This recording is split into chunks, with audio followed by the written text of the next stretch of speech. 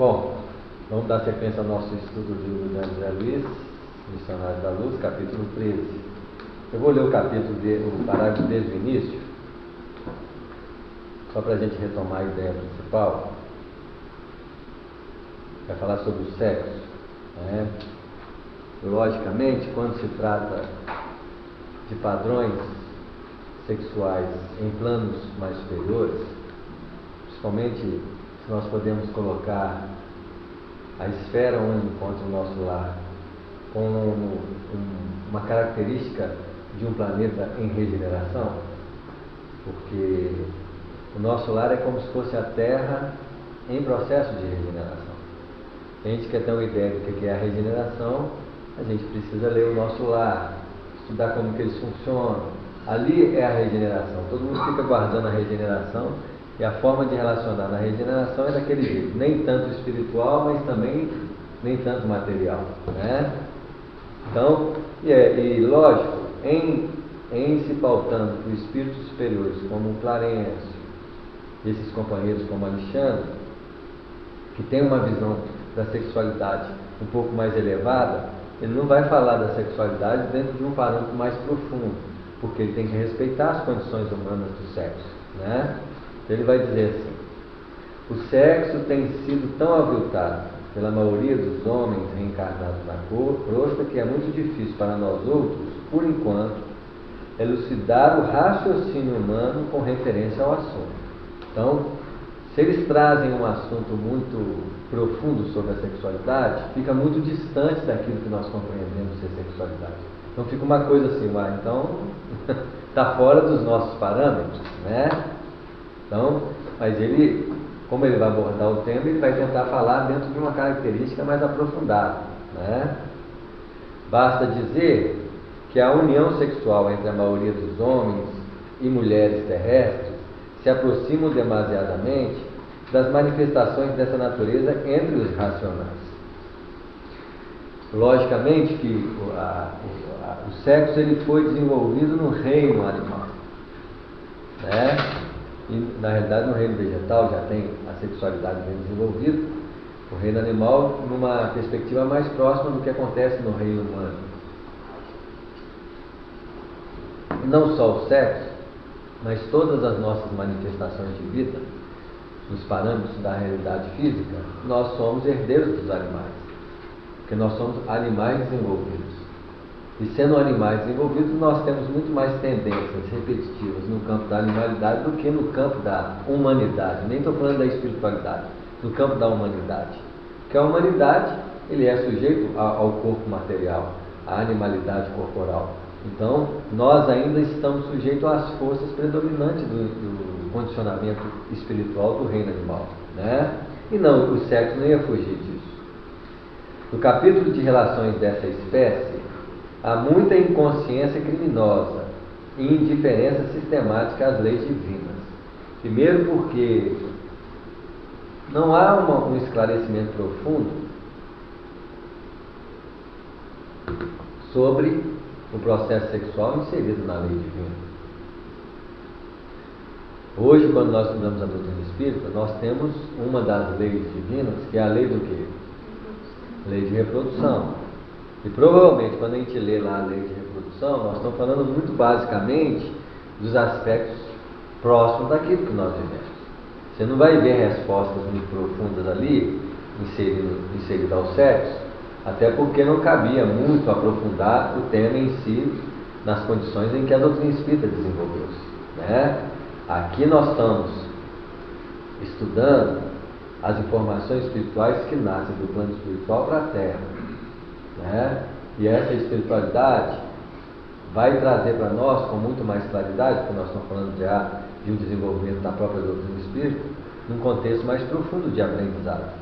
Então a espiritualidade começa, mas nós não sabemos, por exemplo, que a lei de reprodução é uma lei natural.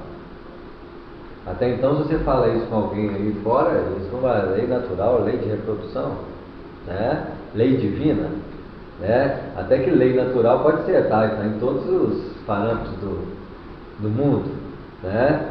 Então é uma lei natural. Agora, está inserido dentro de uma lei divina. E se nós estamos falando de lei, nós estamos falando de uma elaboração de justiça. Justiça essa que é fundamentada por lei e que se estabelece direitos e deveres, compromissos, responsabilidades e muitas outras coisas, né? Porque nós estamos falando de leis. Desse plano não seria razoável qualquer comentário da nossa parte. Trata-se de um domínio de semibrutos, onde muitas inteligências admiráveis preferem demorar nas baixas correntes evolutivas. Como nós obedecemos muitos parâmetros do prazer, e a sexualidade não vai fugir disso, que o sexo, como a alimentação, um tanto de parâmetro em que o prazer está em jogo, nós não vivemos equilibradamente. Basta ver a história da nossa própria existência fisiológica. Mostra que não temos equilíbrio em quase nada em se tratando de estrutura de uso fisiológico, principalmente no que se tange ao prazer, né? Tendo prazer, e como o prazer é fundamento de sustentação existencial, porque sem prazer ninguém viveria. Se não tivesse o prazer na vida, algum ser iria viver no planeta, gente? Se você não tivesse prazer de comer, então ele ia morrer. Não é assim? Se não tivesse prazer sexual, ninguém ia encarnar. Se não fosse o prazer, então o prazer é um dos elementos. Aí, dentro do contexto do prazer, existe a tentação. O que é a tentação? A tentação é exatamente o equilíbrio que nós temos que ter diante do prazer. E a sensação, a tentação está ligada ao desejo, à lembrança do que nós já fizemos. Tudo isso comanda os nossos movimentos dentro da vida. Esses elementos são muito fortes em nós, imperam em nós. Então, nós não somos reino dos céus ainda, porque nós não somos um ser que domina as forças e os impulsos que regem a nossa vida. Nós somos dominados por eles. Qualquer que sejam os parâmetros que nós temos, então quando a gente vê no Antigo Testamento uma elaboração do livro dos reis, quando se fala do livro dos reis no Antigo Testamento, nós estamos falando de um domínio de natureza de expressões materiais. Nós precisamos, como espírito, assenhorar-se de uma manancial corporal, e esse manancial corporal e todos os elementos ligados ao corpo, nós teríamos que aprender a ser rei, quer dizer, eu preciso aprender a ter domínio sobre o campo da matéria. E quando eu falo do campo da matéria, por exemplo, eu tenho que ter domínio na fala, eu tenho que ter domínio no olhar, eu tenho que ter domínio de comer, eu tenho que ter domínio de relacionar, e assim sucessivamente. Quando se fala de reino dos céus, nós estamos falando dos planos mais o quê? Sutis, dos comandos de expressões de vontade, desejo, expressões que estão muito mais ligadas ao campo da mente do que ao campo do corpo. E que é lógico, se eu tenho um certo domínio sobre o campo da mente, automaticamente eu passo a ter domínio sobre quem? Sobre o corpo. Se eu tenho equilíbrio emocional, se eu tenho equilíbrio de viver interiormente, isso se expressa no corpo. Nós ainda não estamos preocupados com o autodomínio de forma mental. Nós ainda estamos muito mais presos a uma luta com as nossas tendências o quê? Corporais. Então, nem o reino da terra e nem o reino dos céus estão estabelecidos. Nós ainda não somos aquele que sentou no trono e falou assim, eu determino o que eu devo fazer. Né? Então, em se tratando de fala, de pensamento, há uma sutilidade no processo. Em se tratando de alimentação, de sexualidade, há uma o quê? Um padrão mais o quê? Rústico e animalizado. Nós estamos entre esses domínios e muitas vezes nós não somos os determinantes do processo dentro da vida. Quem determina nós é os impulsos que nascem de nós. E nós seguimos, né? Então, quem que é rei? Os elementos. Como é que eu posso ser rei se os elementos chegam e mandam? Eu preciso aprender a ser rei. Para mim ter uma estrutura de superioridade nos planos da vida, eu vou ter que aprender a ser administrador da minha própria existência em fatores físicos, mentais, né, emocionais. Eu não posso ser mais joguete desses elementos, mesmo que eles façam parte de mim. E é o que a luta humana nos convida. A luta humana nos convida cada vez mais a ter domínio sobre as coisas. Ah, mas comer é muito bom. Eu sei que comer é muito bom, mas você não pode ser sujeito do comer. Você tem que comer sabendo que você tem que comer com o quê? Com equilíbrio. Você tem sexo, sexo é bom? É, mas eu tenho que saber usar o sexo. Eu sei falar? Sei, mas eu tenho que saber falar. Né? Antes de nós temos um problema sério. Eu falo a verdade e eu ofendo todo mundo. Eu não consigo falar sem ficar falando aberto. Mas você tem um problema sério com a fala. Não é assim? Eu vou ter que um dia aprender a não falar, a falar com equilíbrio. Né? Assim, eu vou ter que fazer um trabalho em que eu determine o que eu vou dizer. A maioria das vezes, a nossa mente, por exemplo, é uma dominadora de nós. Nós não pensamos o que nós queremos. E além de não pensar o que nós queremos, nós entramos no jogo da mente e alimentamos o que a mente está pensando. Mesmo porque nós não sabíamos que nós não éramos a mente. A mente é substrato de experiência do passado. Na verdade, todo o manancial da mente é passado. A mente não tem nada de extraordinário. Porque se ela é fruto da lembrança, é tudo que já o quê? Já aconteceu. O arquivo das nossas experiências é passado. Como que o passado vai produzir algo extraordinário? Ele só pode repetir o quê? O que ele tem. Então a mente é velha. A mente não é algo novo. Né? Para que você possa assenhorar-se do novo, eu preciso abrir espaço para o Espírito. Só o Espírito pode criar coisa nova. Mas muitas vezes nós não somos joguetes do que é novo. Nós somos escravos do que é velho. Como que a mente pode falar de coisas extraordinárias se ela está submetida ao seu próprio limite? Né? Mas ela é boa para lidar com tudo que nós já aprendemos. E tudo que é associado ao processo de aprendizado. Porque também existe associação de aprendizado. Para que coisas novas, mas não tão novas assim, porque tudo que é novo é velho, repetido e ampliado. Não é assim? Qualquer coisa que você vai criar hoje, eles pegam aquilo que já existe. Para dar o quê? Uma nova perspectiva em relação àquilo. Mas eles não podem criar algo do quê? Do nada. Só quem pode criar do nada, porque não é do nada, é o Espírito. Né? Jesus não perguntou aos discípulos, né? E dizem os homens sobre o Filho do Homem. Então, o homem é o campo de evolução que o Espírito estagia nesse reino. Ele anseia ser um espírito o quê? Um ser espiritualizado, o Filho do Homem. Então, se eu viver bem a experiência humana, desenvolver todo o potencial, eu caminho para uma realidade mais espiritual. Então, o aspecto de desenvolvimento de uma consciência mais espiritual é fruto do desenvolvimento humano. Então ele perguntou: o que dizem os homens sobre o Filho do Homem? O que é que nós falamos do que nós vamos ser? Hipóteses. Elaborados com leis, com visões mais espirituais. Tanto é que eles responderam: uns dizem que é Elias. Mas se diz que é Elias o quê? Então eles estão falando de reencarnação. Não é assim? Elaborado um processo baseado numa lei espiritual. Uma dinâmica de raciocínio mais profundo. Mas ainda voltado a um aspecto muito rústico. Uns dizem que é Elias, também Elias foi profeta, ele também seria o quê? E alguns dos outros profetas. Aí ele perguntou para os discípulos que estavam em processo de elaboração do Filho do Homem: que dizem vós que eu sou? Vocês que têm contato comigo, já que se vocês querem ser Filho do Homem, o que é o depois do Filho do Homem? Porque Jesus é sempre algo na frente do processo evolutivo. Jesus para o homem é Filho do Homem. Jesus para quem está em estágio de Filho do Homem é o quê? É algo mais do que Filho do Homem. Tanto é que nesse momento, o Pedro, inspirado pela sua natureza mais profunda e tocado pela vontade divina, ele fala o quê? Tu és o Filho, o Cristo, o Filho do Deus vivo. Então, depois de Filho do Homem, o que vem? O Cristo, o Filho do Deus vivo. Olha só: homem, Filho do Homem, Cristo, Filho do Deus vivo. São os três estágios.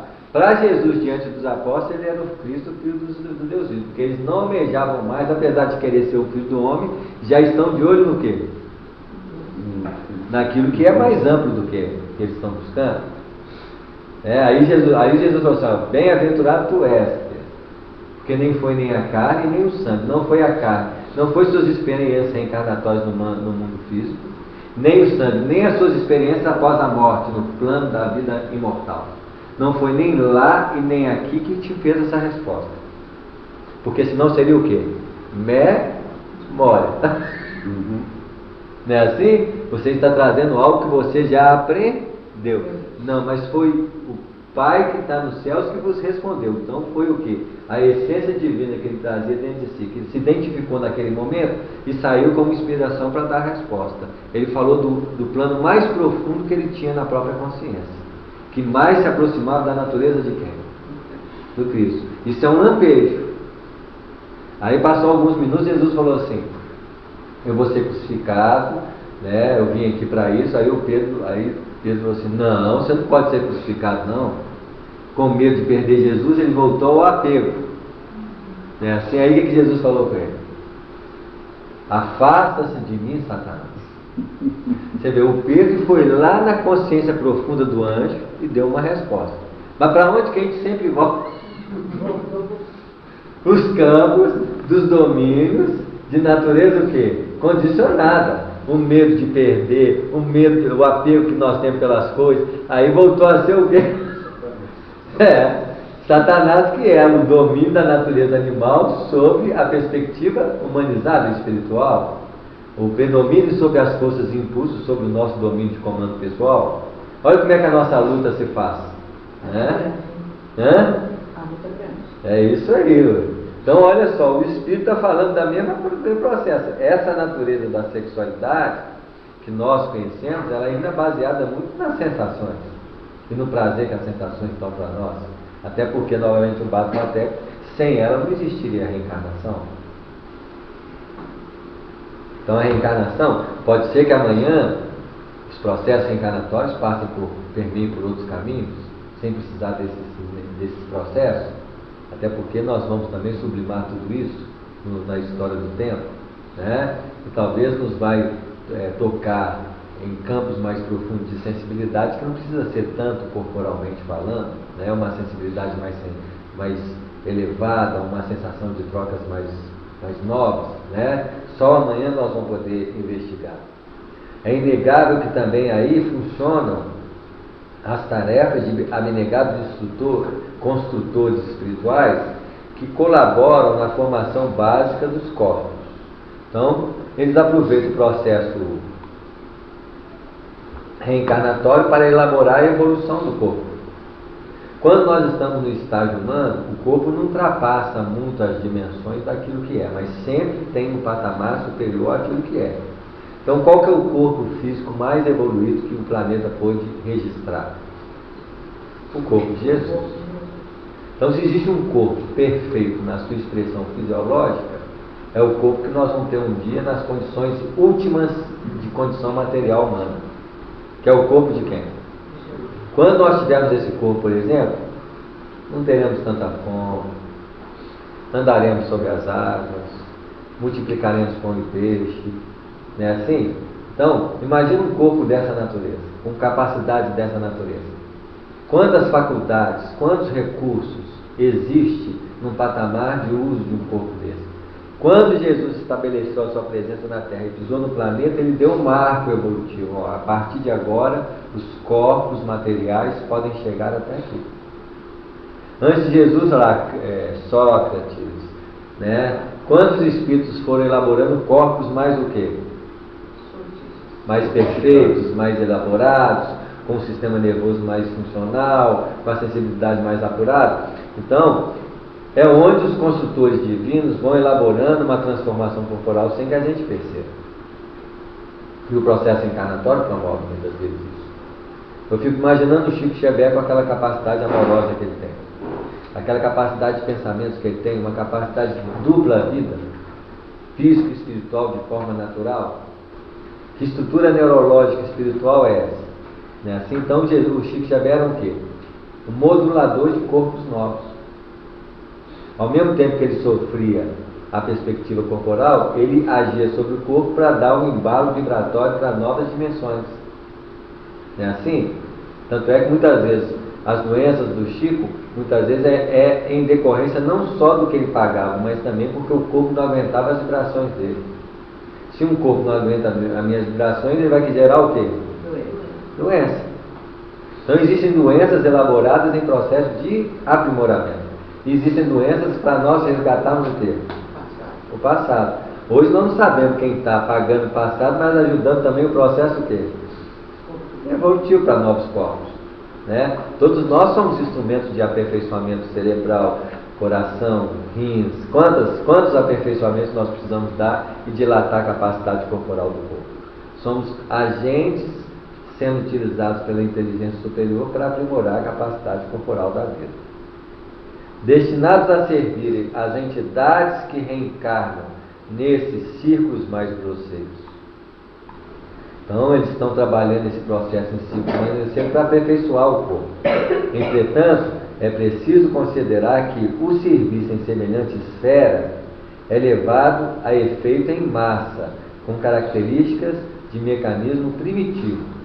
Então, num padrão evolutivo como a Terra, que predomina muitas vezes ainda é um padrão muito rústico.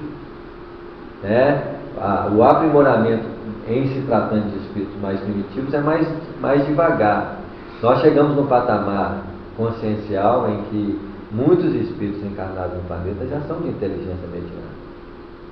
Já têm capacidades mais conscientes do que há 100 anos atrás, há 1000 anos atrás. O nível de... Antigamente, quanto mais você volta na história, tinha menos gente inteligente, sensível do que gente bruta. Era assim de gente bruta, né? Assim? E uns poucos sensíveis. Hoje não, hoje já existe o quê? Um equilíbrio nesse processo. Mesmo os mais brutos já não são tão brutos, por exemplo, a comparar-se com os índios. Ou com o homem mais primitivo. É uma bruteza sofisticada. Né? Tanto é que muitas vezes nós estamos vendo aí a reencarnação dessas tribos indígenas que os ocidentais colonizaram de forma violenta, e ao colonizar de forma violenta massacraram vários índios daquele, onde os índios vão reencarnar? No meio deles. Então aí, aquele mesmo que massacrou atrai aquele espírito indígena para nascer como futuro filho. Aí vai ter 3 filhos com características diferentes, um lá meio que abrutalhado. Né? E assim vai fazendo a entrada desses companheiros no processo reencarnatório, e que hoje muitos estão inseridos na sociedade, que eles conseguem manipular a moda humana, como piercing, sei lá, alargadores, quantos elementos são de característica indígena. Tem um corte de cabelo que é o moicano. O moicano veio da onde? Veio dos indígenas. Mas que para muitos chama atenção e promove toda uma órbita de quê? De formação, de corte, de desejo, porque está ali inserido, no processo que está em voga, porque também já fazem parte, então eles são primitivos sofisticados. Hoje os indígenas daqueles usam celular de última geração, assiste televisão de qualidade extraordinária, né? Assim, e não são bobos não, já conseguem acompanhar e o quê? E vão longe, né? Mas se você mexer com eles, a perspectiva reativa ela mais aproxima do quê? Do índio do que do mundo civilizado, mostrando que ainda há maior ligação deles com os princípios de reatividade violenta do que de uma mansuetude, de um trabalho já bem elaborado, num processo que eu não posso entrar nesse caminho de violência, né? Então você vê aí a miscigenação das raças fazendo um processo reencarnatório, uma troca de valores deles para conosco, conosco para com eles, num processo de identificação e de igualdade, de aprendizado e aprimoramento dentro da vida, né? O amor nesses planos mais baixos é tal qual o ouro perdido em vasta quantidade de ganga, exigindo largo esforço e laboriosas experiências para revelar-se aos entendidos. Então, ele já traça uma associação entre sexo e amor. É assim? Porque o sexo é amor ligado ao corpo. É interessante, provavelmente, que os princípios inteligentes de um órgão sexual eles têm afinidades sintonizados com o órgão sexual que o completa. Num conjunto de manifestação de órgãos, provavelmente o órgão no todo tem uma certa afinidade com o outro órgão que está em processo de desenvolvimento. Porque se nós somos um conjunto de princípios inteligentes formando um corpo de domínio completo, cada órgão é um semi-espírito condicionando outros princípios ao domínio de si mesmo. Então vamos dizer que meu coração é um órgão que me obedece, mas ele em si tem um espírito do coração que domina as células do coração. Então há uma conjugação de domínio, de intercâmbio de domínio. Então o espírito do coração é maior do que o princípio inteligente que faz parte do coração, que estão subordinados a ele. E o espírito de um órgão mais complexo é assim sucessivamente. Agora, quantos semi-consciências estão desenvolvendo em cada órgão que funciona no nosso corpo? Subordinado a um espírito que está aqui no domínio completo. Então vamos dizer que eu, em relação a eles, sou Deus para eles. Eles olham, nossa Senhora, sou subordinado a uma mente superior, que é o reflexo dessa ação em contínuo processo de crescimento. Não é assim? Da mesma forma que um espírito que domina um órgão, ele domina os outros, são em graus evolutivos diferenciados. Tanto é que você vê muitas vezes num grupo de animais, o chefe, que os outros fazem o quê? Talvez ele seja o núcleo de domínio de um grande órgão. Já desencarnado, ele vira um animal e as células que estavam subordinadas dele vai o quê? Atendendo ao comando dele. Igualzinho faziam no quê? Um órgão. Então, a gente não tem a menor ideia ainda da amplitude do que é esse mecanismo de interação entre princípios inteligentes, corpo e sob o comando da mente. Nós podemos dizer o que é um sistema solar, do espírito que rege o sistema solar. Então, se nós estamos falando do Cristo planetário, imagina o Cristo do sistema solar. O Cristo do sistema solar é como se ele fosse o gerente de vários planetas, que tem vários Cristos. Não é assim? Aí ele gerencia isso. Então é como se a mente dele tivesse uma influência sobre todos os Cristos, da mesma maneira que a minha mente domina o quê? Os órgãos. E dentro dos órgãos tem as células que são princípio inteligente. E dentro dos planetas tem quem? Nós.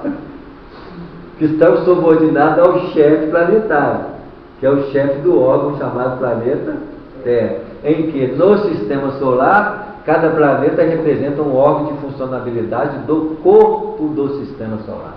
Talvez o Sol é o cérebro, o planeta Terra, na hierarquia dos processos, seja talvez um rins, um sistema excretor. Vai saber o que é, mas é algo parecido com isso. Isso quer dizer então que se minha mente domina um corpo no seu conjunto completo, cada órgão tem funções específicas, mas na verdade é um planeta em si. Um planeta que tem função própria, que os princípios inteligentes ao habitarem sobre ele. Imagina as células do coração, que vivem ali no coração, vivendo anos funcionando ali os princípios inteligentes, encarnados nas células do coração. Elas estão num planeta que tem característica própria de circulação sanguínea. Como os rins é um planeta, como o estômago é um planeta, e assim sucessivamente, regido por uma galáxia microscópica chamada corpo humano, cujo coronário, que é o centro de força mais expressivo, é o centro de manipulação do Sol, que ao observar o sistema nervoso em relação aos outros, ele é o Sol. Por que ele é o Sol? É dele que partem os impulsos de domínio, de influência, de alimentação, assim como o Sol alimenta os planetas. Dele então circulam todas as forças preponderantes no domínio de como deve funcionar cada órgão na órbita específica de sua função. Então, quando o órgão adoece, é um planeta em Desarmonia. Então os espíritos do sistema solar olham para a Terra e falam assim, o planeta está destemperado, querendo que gerar desequilíbrio no corpo ciclópico do sistema. Que conforme a ação que você cria num planeta desse, e conforme que você faz num planeta desse, ela pode diretamente influenciar o quê? Todo o sistema. Imagina se nós destruímos o planeta Terra dentro do sistema. Imagina o efeito de destruir um planeta no sistema solar. Isso vai ter um efeito o quê? Reflexo sim em todo o sistema solar. Nem sei o que acontece uma coisa dessa vier a acontecer, né? Mas é passível de acontecer. Tudo é passível de acontecer, né? Mas a gente nota que a harmonia e o processo de equilíbrio está se estabelecendo, apesar de nós vivermos talvez os últimos ais da transição planetária. Talvez a última geração de espíritos perturbados encarnados é a nossa. É assim? E essa geração, estou falando de espíritos de 10, 12 anos até os de 100 anos. Então, se esse grupo de espíritos de 10, 12 anos desencarnar, é a última esfera de espíritos perturbados que passaram no planeta. Aí eles vão sair do planeta? Não. Eles podem escolher ficar no planeta. Uns não sair do planeta, não tem condições de continuar no planeta. Mas numa grande leva pode ser escolhido. Só que eles vão dar a condição do planeta. O planeta vai ter isso, vai menos, vai ter assim, vai ser assim. Pode chegar um espírito assim, eu não quero viver aqui nesse não, parecendo um paraíso daqueles. Não pode fazer nada, eu não quero isso não. Então você tem uma opção, aquele planeta ali, ó, está tudo começando. Você pode ir para lá. Pode ir para lá. Você quer para onde? Você acha que vai escolher ficar aqui? Tem gente que acha assim, é exilado. Não é exilado não, é querer ir. Exílio é para quem não quer ir. Pegou de surpresa, constrangido, levado à força. Tem gente que não vai querer. Não, quero continuar vivendo minha vida aqui, está muito boa a vida assim. Mas se eu tiver 100 anos? Hã? Se eu tiver com 100 anos? Com quem? Com 100 anos. Não importa, aqui nesse caso não é encarnado, é desenho. Desencarnado. Isso. É quando nós chegarmos no plano espiritual, eles vão falar assim, ó, o que você quer fazer? Porque o que vai fazer a limpeza? A gente acha que a limpeza planetária, ela ocorre numa destruição. Não, é a desencarnação. Isso quer dizer que quando nós desencarnamos, é o final dos tempos para nós. Aí nós vamos ter que escolher. A partir do momento que você desencarna, vai para o plano espiritual, eles vão falar assim, ó, o planeta está melhorando nessas condições, você quer continuar? Mas não dá para fazer isso, não dá para fazer aquilo, isso não dá mais não. Nós vamos ter que escolher se nós continuamos ou não. Aí o livre-arbítrio vai imperar. Aí é a reencarnação. É, para escolher para voltar reencarnado. Mas como vai ter muitas mudanças, eles vão te apresentar. Então eles falam assim, ó, vai acabar daqui a uns 100 anos, 200 anos, a alimentação como ocorre na Terra. A alimentação desse leve, comprimidos, capacidade de retirada de substratos energéticos do Sol. Você vai querer viver assim lá? Essa semana não vai ter nada, nenhuma pizzazinha. Daqui uns 200 anos é bem difícil você pensar que você vai comer pizza, feijoada, macarronada. Assim dá o cara fala assim, mas onde que vai ter? Onde tem eu vou. Nós estamos iniciando um processo lá de desenvolvimento gastronômico naquele planeta. Está tudo começando lá. É a carne crua ainda lá. Ó. Se você quiser ir lá, você pode virar um grande chefe de cozinha. Vai fazer churrasco lá. Né? Então ali são escolhas. Aí é o livre-arbítrio. O livre-arbítrio. E a pessoa escolhe onde quer viver com a consciência desperta. Né? Entre as criaturas, porém, que se encaminham de fato aos montes da elevação, a união sexual é muito diferente. Quando nós começamos a desenvolver sensibilidade e novos corpos nos são apresentados, até porque quando você desencarna, você está com o perispírito, e a própria condição perispiritual é como se fosse uma elevação do padrão corporal de ontem. Então, há sexo no plano espiritual? Há. Mas não é da mesma forma como nós expressamos, talvez, as sensações dele antes do corpo. Na verdade, todas as sensações corporais são extremamente mais densas do que as sensações em si. Tanto é que quem chora pouco, mas chora de vez em quando, no plano espiritual vira chorão. E quem já é chorão aqui, aí vira chorão dobrado. Porque a sensibilidade faz o quê? Aflora, aguça. A capacidade de percepção, a sensibilidade amplia muito. Porque o tamponamento, o constrangimento corporal que foi densificado, você se libera no perispírito. Então você acostuma a ter uma ação de um corpo muito mais sutil do que um corpo físico. Né? Apesar do perispírito ser o corpo físico do plano espiritual, mas o corpo físico do plano espiritual dilata-se ao infinito. Tem perispíritos e perispíritos. Até que o André Luiz, na sequência das obras dele, você vê que ele vai desenvolvendo potenciais de percepção, que quando ele chegou, todos os espíritos mais superiores tinham visão, percepção de coisas que ele não via nada. O espírito tinha que pegar ele, colocar a mão na cabeça dele, aí ele ampliava a visão dele, dentro do potencial que o espírito podia oferecer para ele, e ele via coisas do ar da terra. Potenciais de percepção essa que amanhã nós vamos ter naturalmente. Olha o constrangimento que nós estamos tolhidos pelo corpo denso como o nosso.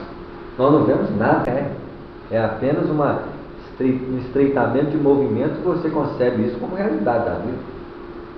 Né? Aí ele diz assim, no plano espiritual, traduz a permuta sublime de energias perispirituais. Por que energias perispirituais? Porque lá no plano espiritual não tem corpo físico, tem corpo o quê?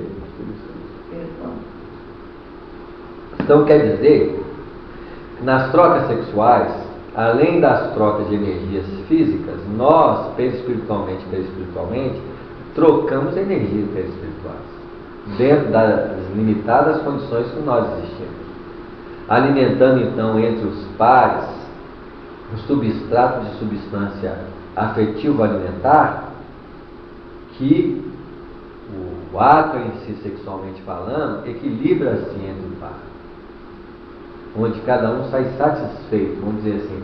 É igualzinho quando você come um prato, né, dentro de uma alimentação, que você fica o quê? Satisfeito. Porque o potencial de trocas fluídicos perispiritual se faz.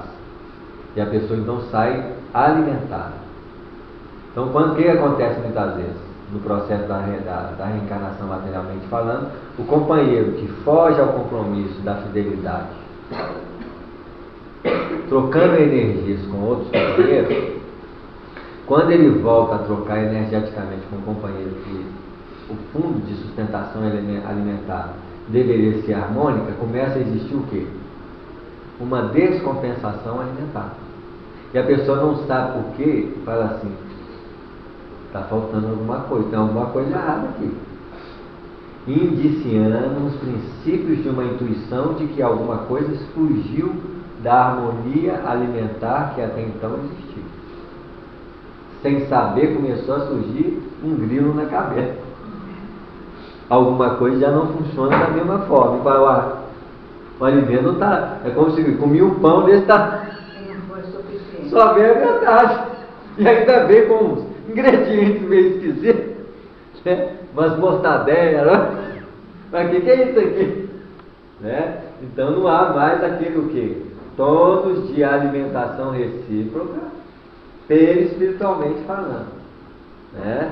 Ele diz assim, traduz a permuta sublime de energias perispirituais, simbolizando alimento divino para a inteligência e para o coração, e força criadora não somente de filhos carnais, mas também de obras e realizações generosas de alma para com a vida eterna.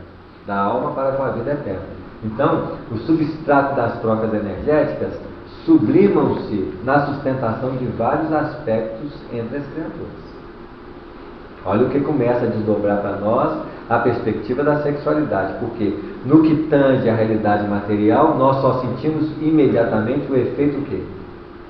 Do prazer fisiológico. Mas, à medida que nós vamos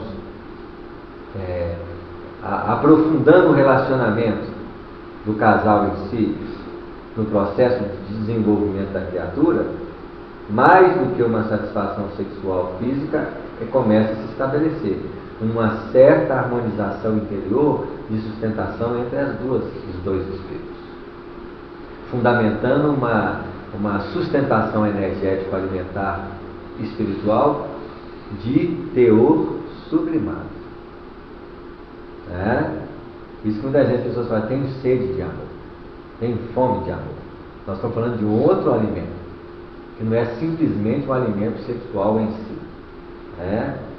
Alexandre fez ligeira pausa, sorriu paternalmente e continuou. Agora vocês imaginam o André Luiz afixado num processo de percepção sexual no nível material, tendo esses princípios de raciocínios. Né?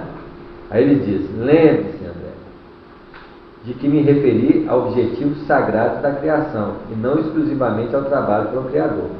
Então, quando você é sustentado emocionalmente por alguém no âmbito da sustentação íntima, você procede dentro da vida de forma mais harmônica, porque você está alimentado por teores de sustentação afetiva e emocional, que é muito mais do que uma simples troca de energia física em si.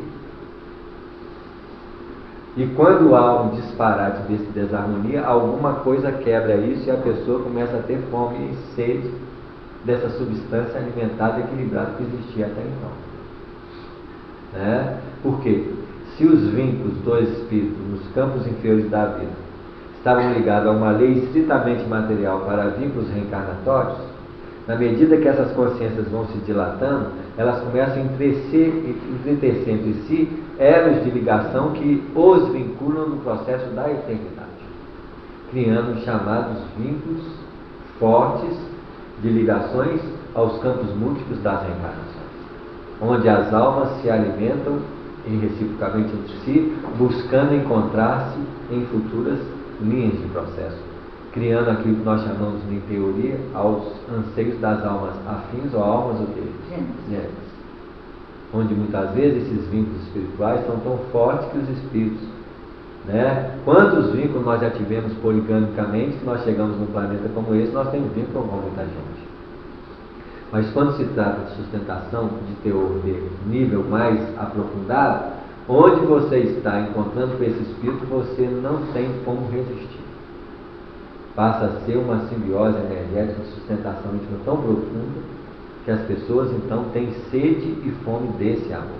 Porque em nós, muitas vezes, na circunstância em que nos encontramos, essas almas estão muito longe de nós. Nós estamos aqui carcomidos pela fome e pela alimentação picada daqueles elementos que nós fizemos fragmentariamente nos processos de reencarnação na inconsciência. Então muitas vezes fala assim, encontrei minha alma gêmea. Não, essa aí é a terceira alma que você ainda está sustentada por teores energéticos transitórios. Não é assim? Ainda está longe de ser daquela sustentação mais profunda. Né? A procriação é um dos serviços que podem ser realizados por aquele que ama, sem ser o objeto exclusivo das uniões. Então a procriação é um dos elementos muito mais voltados ao processo animal do que em si aos processos espirituais elevados. Mas que onde estiver uma natureza corporal, esse aspecto de procriação vai nos acompanhar. Talvez no amanhã os processos reencarnatórios serão diferenciados sem mesmo precisar do processo sexual em si. Né? Porque se eu, por exemplo, amanhã preciso revestir-me de um corpo ou trocar meu corpo numa própria vida, eu posso trocar um corpo, por exemplo, fisiologicamente falando, e que hoje a cibernética, né, os processos de adequação mecânica do corpo que nós estamos vendo acontecer nas trocas de pernas, nas trocas de... Né, isso, amanhã o homem biônico, porque na verdade um corpo físico, nas nossas condições, é um corpo de elaboração evolutiva, mas estritamente ligado a uma constituição frágil, que amanhã, com o desenvolvimento da técnica, nós vamos ter corpos de películas sensíveis, como as próprias células epiteliais, de natureza técnica, talvez com capacidades extraordinárias, tanto quanto as células físicas que foi elaborada por Jesus no mecanismo de formação do corpo físico. Amanhã nós vamos ter talvez uma pele sintética, um cérebro mecânico, em que numa existência de 1000 anos, talvez eu possa ter o uso de um corpo assim, dentro da própria vida, você tocar até a própria vestimenta corporal e a durabilidade então da vida. Então eu poderia reencarnar nascendo num novo corpo ou reencarnar recebendo um novo quê? Corpo. qual que é a diferença dos dois?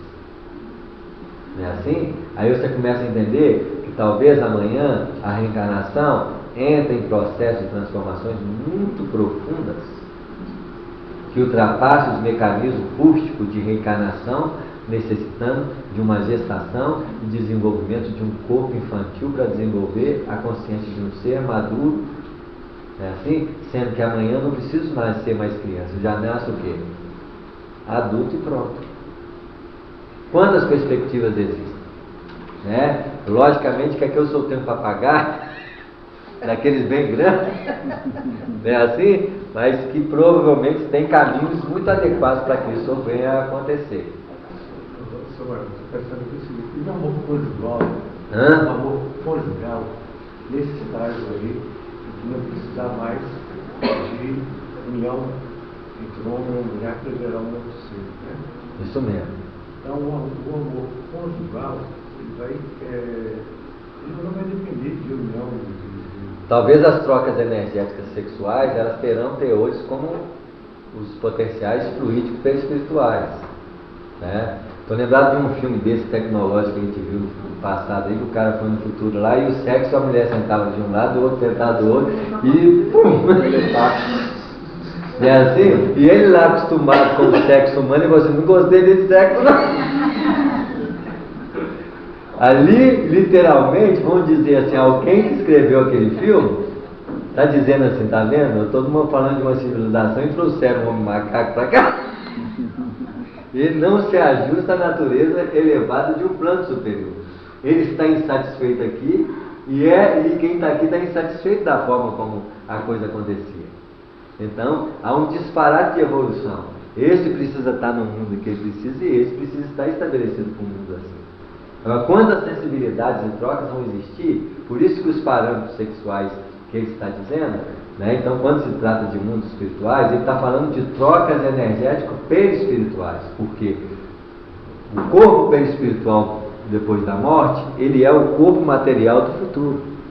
Um dia a nossa densidade corporal é o perispírito, em se tratando de corpo físico. Imagina o que vai ser o perispírito desse corpo e as suas trocas mais sutis, não é assim? Porque eu estou trazendo a realidade dos planos espirituais para o plano material. Quando uma realidade do plano espiritual se materializa no plano material, porque virou material. Aí nós vamos ter uma qualidade corporal como os planos espirituais têm. E os planos espirituais vão ter como os planos espirituais superiores a ele têm. E assim sucessivamente. Né? Tudo isso, então, o que ele está falando aqui de um futuro vai ser o nosso presente um dia. A nossa realidade um dia. Né? A procriação é um dos serviços que podem ser realizados por aquele que ama, sem ser um objeto exclusivo das uniões. O espírito que odeia ou que coloca em posição negativa diante da lei de Deus não pode criar vida superior em parte alguma. Ele está começando a colocar parâmetros de criação ao estado interior de manipulação da energia criadora, que é a energia sexual, no fundo. Então vamos dizer, quando eu penso, eu estou expelindo princípios de fecundação no plano do sexo mental. Então, meus pensamentos. Então, eu estou falando com vocês aqui na horta de pensamentos elevados, baseado no contexto da espiritualidade, de espermatozoides de nível superior, que procuram a mente que escuta como um útero de fecundação. Então, a mente que assimila os princípios de conhecimentos desses, absorvem-se, almejam a transformação de si. Ela está sendo fecundada e produzindo um novo parâmetro de ser. Então nós estamos falando de uma sexualidade de âmbito o quê? Elevado. Está claro? Então, nós estamos falando de espermatozoides e núcleos de fecundação, como o órgão mental, né? A mente então passa a ser um órgão genital feminino na assimilação dos princípios de conhecimento.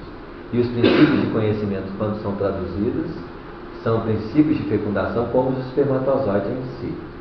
Em que parâmetro que nós estamos dilatando isso? Num parâmetro muito o quê? Elevado. Muito elevado. Está claro? Então, nesse âmbito, quantas possibilidades existem de fecundação com a vida.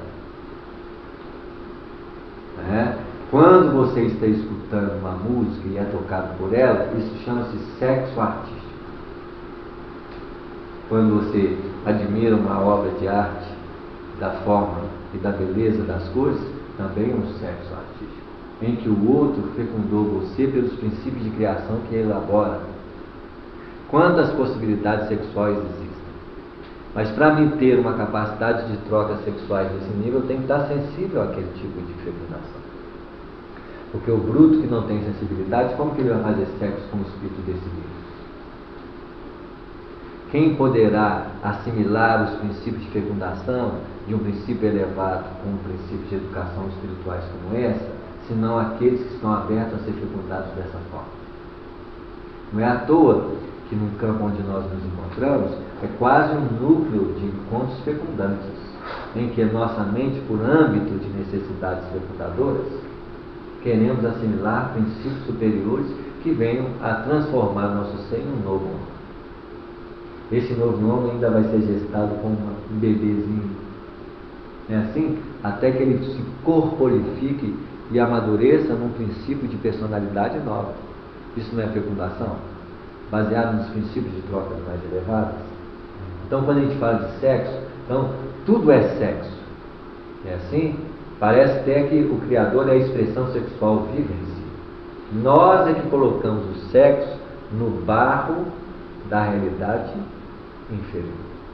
Realidade inferior é essa que não era inferior até o processo natural da vida, quando nós estávamos estagiando em cada reino que nós movimentávamos. Então, Freud está certo. Está certo nesse sentido. Porque tudo é sexo. Não é assim? Minha luta com Freud é grande. Então, da mesma forma que o pai lá não queria negativamente ser fecundado para a reencarnação nascer, então, olha o que ele diz. O espírito que odeia ou que se coloca numa posição negativa, o que ele faz? Interrompe o fluxo de criação. Não consegue produzir nada. Né? Diante da lei de Deus, não pode criar vida superior em parte alguma. Na verdade, ele cria vida o quê? Inferior. Né? Compreendi que o problema era muito difícil de ser explanado, mas como se quisesse desfazer todas as minhas dúvidas, o dedicado instrutor prosseguiu após breve interrupção. Vamos ver até onde a gente pode dar, faltando 5 minutos, hoje não interromper às 9. Vamos ver aqui esse parágrafo. Vamos lá, vamos ver o que está. Senão a gente volta nesse parágrafo semana que vem de novo, que está assim, né? Esse capítulo é muito profundo, né? O Alexandre vai trazer umas colocações muito superiores da vida sexual e do processo co-criador. Né? Ele diz assim: é necessário deslocar a concepção do sexo, abstendo-nos de situá-lo tão somente em determinados órgãos do corpo transitório das criaturas. Vejamos o sexo como aquela qualidade passiva, positiva ou passiva, emissora ou receptora da alma. Então veja bem, se o mecanismo da sexualidade em todos os processos da evolução precisa de um princípio ativo, assimilador, é assim, as estruturas corporais também se processam dentro dessa dinâmica. Isso também se desdobra a um processo de âmbito mental. Está claro? Então, ora eu me coloco no campo de passividade assimiladora, ora eu me coloco no campo de quê? Fecundação ativa. Não é assim? Então, ele está falando isso. Então, nós temos uma qualidade positiva e uma qualidade passiva. A característica da qualidade passiva é uma característica feminina. A característica de uma qualidade ativa é uma característica masculina. Né? Chegados a esse entendimento, verificamos que toda manifestação sexual evolui como o ser. Enquanto nos mergulhamos no charco das vibrações pesadas e venenosas, experimentamos nesse domínio simplesmente sensações. Então, o que nós vivemos em planos de sexualidade em nós? Sensações. Sensações essas que o reino de predominância é o reino animal. Está claro? E quando nós falamos da sexualidade hoje, nós estamos muito mais voltados ao reino animal do que uma satisfação de ordem que? Afetiva e emocional. Mas já há muito de nós nos planos emotivos emocionais. Porque não há mais só satisfação sexual e física em si.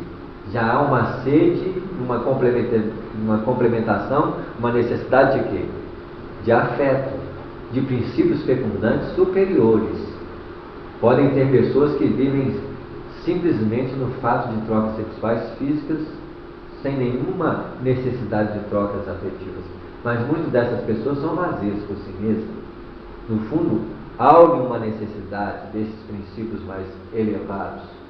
E vamos dizer que quando nós experimentamos experiências no campo da família, por exemplo, em que muitas vezes um amante do passado vem na condição de filho ou filha, nós estamos dando um salto de trocas sexuais nos campos do afeto, que ali você tem uma afetividade pura, em que se você não recordar dos simples aspectos das trocas sexuais do passado, você cria o elo afetivo sexual para os parâmetros de fraternidade em trocas de sublime manifestação sexual. Então, quando você acolhe um filho, uma filha nessa posição, você está sublimando demasiadamente os princípios de fecundação que antes era estritamente o quê? Animal sexual. Então você dá um salto evolutivo no processo da fecundação, criando princípios de entrelaçamento entre as criaturas, sexualmente falando, mas sem estar ali simplesmente ligado ao processo sexual em si, mas a um processo de amor, já que o sexo é amor dilatado no tempo, e ao experimentar o campo da filiação, da maternidade, da paternidade, não é assim? Você começa então a dar um teor vibratório para a sexualidade para os parâmetros da espiritualidade. Porque o efeito de trocas sexuais nesses parâmetros é efeito de trocas sexuais nos parâmetros do afeto fraterno, em que você começa a encontrar com esses espíritos não mais uma posição de desejo de trocas de um companheiro sexualmente falando, mas você já começa a voltar no plano espiritual e acolhê-los ao coração nos parâmetros muito mais profundos de ligação do que simplesmente numa estreiteza de vínculo sexual em si. Nesses níveis de ligação, nós estamos falando de uma sexualidade sublimada. Olha o que uma escola educativa como o lar desenvolve em parâmetros de evolução para um espírito reencarnado no reino humano. Tá? Então, nós estamos vendo estágios de energias sexuais sendo sublimadas sem que a gente perceba. Porque quando a gente olha o afeto de uma mãe, de um pai, de um filho, muitas vezes, não está submetido à sexualidade em si. Está submetido em ângulos de sublimidade de relacionamento que nós não temos como avaliar superficialmente no primeiro parâmetro. Mas não ter que interromper aqui para voltar a esse parágrafo novamente semana que vem. Está claro? Vocês verem o que é a elaboração de um livro como esse, né?